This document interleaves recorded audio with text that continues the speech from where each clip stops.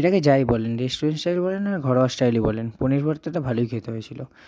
এখানে কিছুই বেশি স্টেপ নেই, অল্প স্টেপের মধ্যে পনির ভর্তাটা আপনারা দেখে নিন।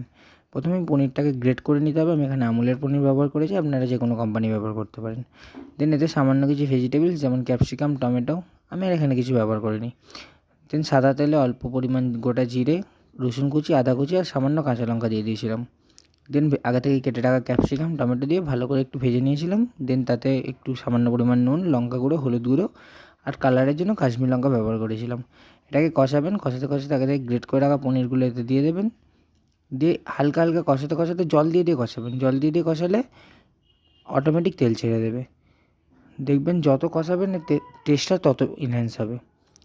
আর কিছু করার দরকার নেই, গ্যাসটা আস্তে করে কষাতে কষাতে লাস্টে একটু সামান্য পরিমাণ চিনি দিয়ে দেখবেন পরিবেশন করে। ভালো তো লাগবেই, আমার তো ভালোই লেগেছিলো। আপনাদের কেমন লাগে আপনারা বলে যাবেন। দেখা যাক কতটা কি আপনাদের হয়, আপনাদের হাতে রান্না আপনারা বুঝবেন। চলো টাটা।